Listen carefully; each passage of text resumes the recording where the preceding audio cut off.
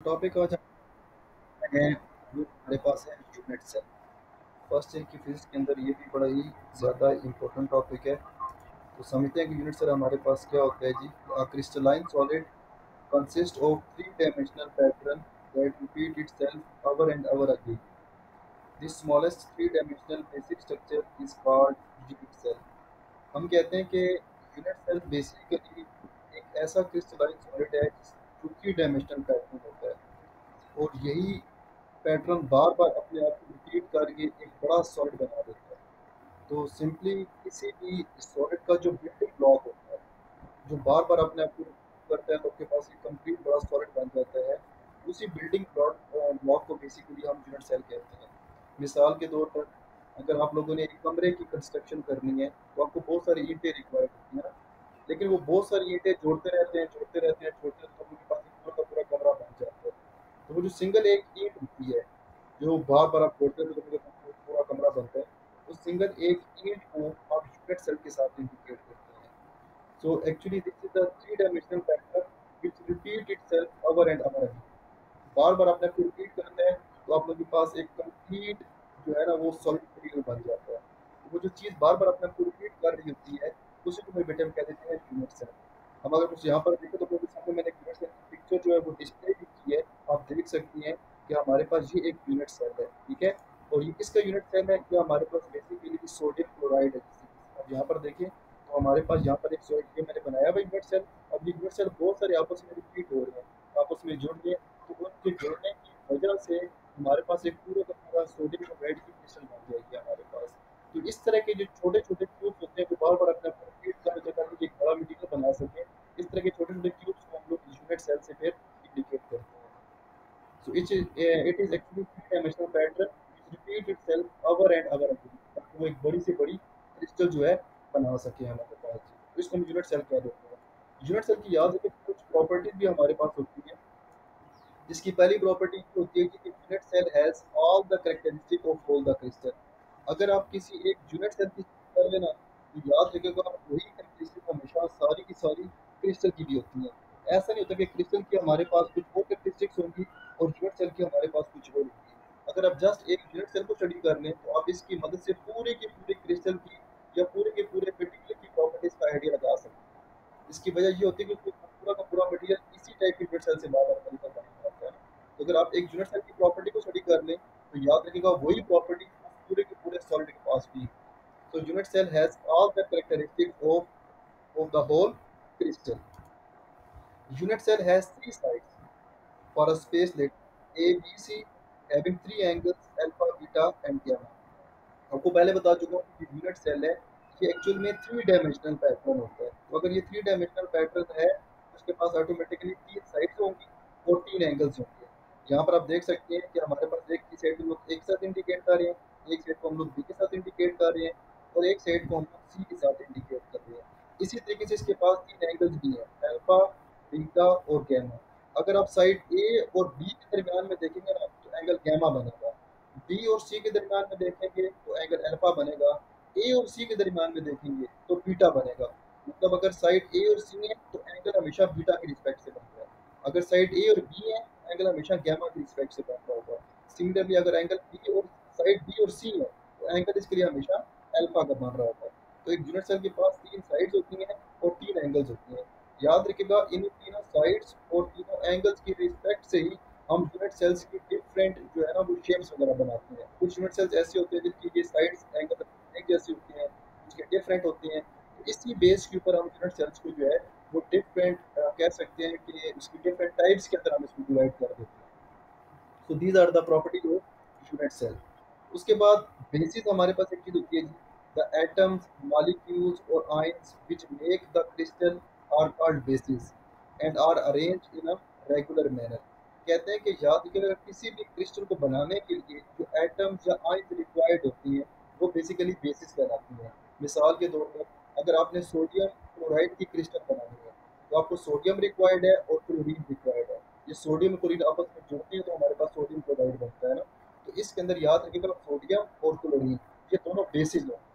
जो आयंस या एटम्स मिलकर क्रिस्टल बना रहे होते हैं ना उन आयंस या एटम्स को हम लोग बेसिस का नाम दे देते हैं। उसी की वजह से हमारे पास एक कंप्लीट क्रिस्टल बन जाती है। और ये जो बेसिस होती है ना, याद रखिएगा, ये एक रेगुलर में अरेंज रेगुलर पैटर्न में अरेंज पड़ी होती है हमारे पास। उसके बाद होती है lattice an imaginary geometrical framework to join the basics called lattice. Basically कहते हैं कि अगर आपने लेटेस्ट को आपस में ज्वाइन करना हो, एक आप बेसिकली फ्रेम सा बनाते हैं। ये इमेजिनरी होता है, रियल में ऐसा नहीं होता।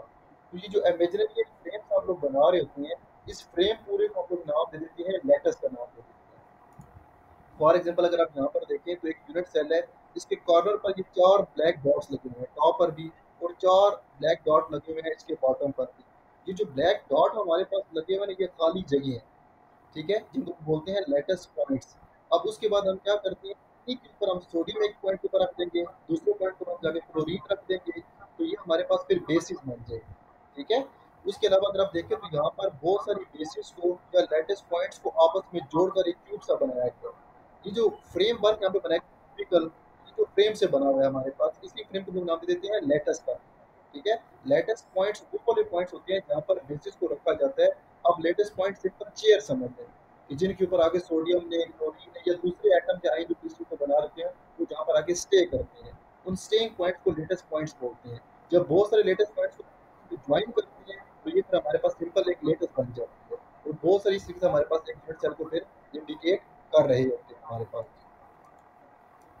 उसके बाद क्रिस्टल क्या होती है जी, the structure of a crystal obtained by the repetition of three of the unit cell is known as crystal.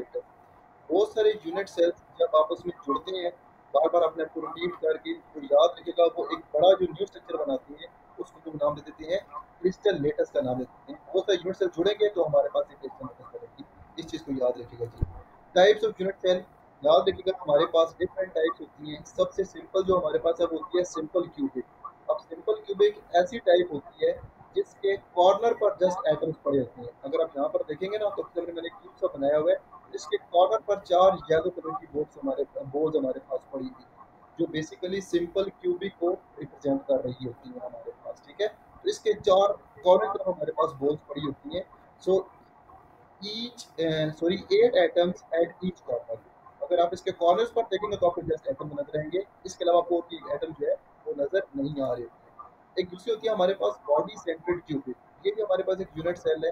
अच्छा, इसमें क्या होता है कि इसके कॉर्नर्स पर भी एटम्स पड़े हुए होते हैं, और इस बॉडी के सेंटर में भी एक एटम पड़ा होता है। जिस तरह यहाँ पर देखें तो इसके बिल्कुल बॉडी के सेंटर के अंदर एक एटम पड़ा हुआ है, ठीक है।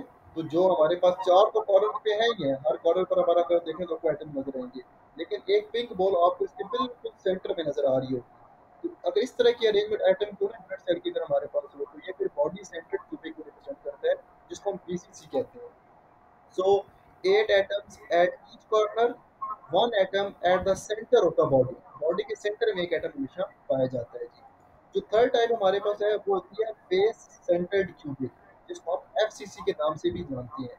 अब फेस सेंटर्ड में क्या होता है, अगर आप गौर से देखेंगे तो बॉडी के कॉर्नर्स पर भी एटम्स पड़े हुए हैं, जो यूनिट सेल है, और यूनिट सेल की हर फेस पर भी एक एक एटम पड़ा हुआ है। फेस का मतलब आप साइड समझ लें। अगर आप एक बॉक्स को देखें ना, उस बॉक्स की मेरे बेटे हमारे पास दो, एक साइड टॉप की होगी, एक बॉटम की होगी, एक लेफ्ट की होगी, एक राइट की होगी, फिर एक बैक साइड की होगी और एक फ्रंट साइड की भी होगी। तो टोटल 6 उसकी फेस बनती है। एक ऊपर होती है, एक नीचे होती है, एक लेफ्ट साइड पे होती है, एक राइट साइड पर होती है, एक फिर बैक साइड पे भी होती है और एक फ्रंट साइड पर भी होती है। तो टोटल 6 फेसेस बनती है ना। तो याद रखिएगा एफसीसी हमारे पास एक ऐसा यूनिट सेल होता है जिसके कॉर्नर पर भी एटम्स होते हैं, प्लस हर फेस के ऊपर एक एक एटम पड़ा होता है। तो अगर इस टाइप का हमारे पास यूनिट सेल हो ना, तो ये हमारे पास कहलाता है फेस सेंटर्ड क्यूबिक कहलाता है, जिसको हम लोग एफसीसी के नाम से इंडिकेट करते हैं। 8 atoms at each corner, one atom at each face of the body. Her face के ऊपर एक एक एटम पड़ा होता है जी। ये हमारे पास होती हैं, तो ये सेंटर्ड क्यूबिक हमारे पास बन जाते हैं जी। उसके बाद हमारे पास डिफरेंट शेप्स होती हैं यूनिट सेल्स की। आपको पहले बता चुका हूँ मैं इसके बारे में कि हमारे पास जो यूनिट सेल होता है उसकी 3 साइड्स होती हैं और 3 एंगल्स होते हैं, ठीक है। तो उन्हीं साइड्स की अरेंजमेंट और एंगल्स की अरेंजमेंट ये डिफरेंट होने की वजह से हमारे पास डिफरेंट शेप्स बनती है। मिसाल के तौर पर अगर हमारे पास एक ऐसा यूनिट सेल हो जिसकी तीनों साइड सेम हो, इसकी साइड ए बी सी ये तीनों सेम हो, तीनों एंगल की 90 डिग्री की बन रहे हो, तो ये हमारे पास फिर सिंपल क्यूबिक यूनिट सेल बन जाता है। सिमिलरली अगर उसकी तीनों साइड्स आपस में इक्वल ना हो, ठीक है, लेकिन तीनों एंगल्स 90 डिग्री के बन रहे हैं, तो ये फिर टेट्रागोनल बन जाएगी। इसी तरीके से हमारे पास एक ऑर्थोरोम्बिक होती है, रोम्बोहेड्रल हमारे पास होती है, मोनोक्लिनिक होती है, ट्राइक्लिनिक होती है, हेक्सागोनल होती है। ये डिफरेंट शेप्स हैं। अगर आप यहाँ पर देखेंगे, बास की साइड्स आपस में इक्वल है लेकिन एंगल्स आपस में इक्वल नहीं है। बास की दो साइड्स इक्वल है, तीसरी साइड इक्वल नहीं है। बास के दो एंगल्स हैं, तीसरा एंगल इक्वल नहीं है। तो ये हमारे पास ना इनकी डिफरेंट शेप्स या डिफरेंट, आप कह सकते हैं, साइड्स का आपस में इक्वल ना होने की वजह से हम कह देते हैं कि इनकी डिफरेंट शेप हमारे पास बन जाती है। तो ये हमारे पास, मेरे बेटे पे कहलाती है डिफरेंट शेप्स ऑफ यूनिट